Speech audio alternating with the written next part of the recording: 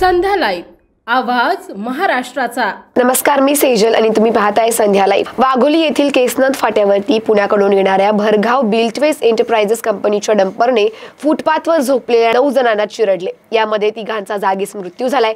यामध्ये मुलांच्या काकांसह 2 बालकांचा समावेश आहे, तर 6 जण गंभीर जखमी झाले। जखमीमधील तिघांची प्रकृती चिंताजनक आहे। ही घटना रात्री 12 ते 1 वाजल्याच्या सुमारास वाघोलीतील केसनद फाट्यावरील पोलीस ठाण्याच्या समोरच घडली। डंपर चालक मध्य धुंद अवस्थेत होता। त्याला स्वतःच्या पायावर देखील उभं राहत येत नव्हतं। वैभवी रितेश पवार वय 1 वर्ष, वैभव रितेश पवार वय 2 वर्ष, तर नितेश पवार वय 30 वर्ष अशी मृतांची नावे। तर 6 जण जखमी झाले। जखमींना ससून रुग्णालयात हलवण्यात आले, तर काहींना खासगी रुग्णालयात दाखल करण्यात आले। रविवारी रात्रीच ते अमरावती येथून ते बिगारी व मजुरी कामासाठी आले होते।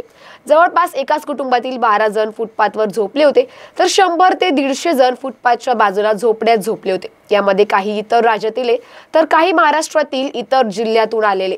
हाताला मिळेल ते काम करणारे सर्व मजुरी कामगारे।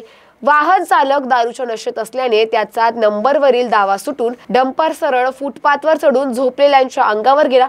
केसनद फाट्यावरील ही दुर्घटना घडल्यानंतर घटनेमध्ये जखमी व मृत्यू झालेल्यांच्या नातेवाईक हंबरडा फोडताय। या घटनेनंतर वरिष्ठ पोलीस अधिकारी यांनी घटनास्थळाची पाहणी केली। संध्या लाईव्ह साठी प्रतिनिधी रोहित दळवी, पुणे। अशाच माहितीसाठी आमच्या संध्या लाईव्ह चॅनलला लाईक, शेअर आणि सबस्क्राईब करा।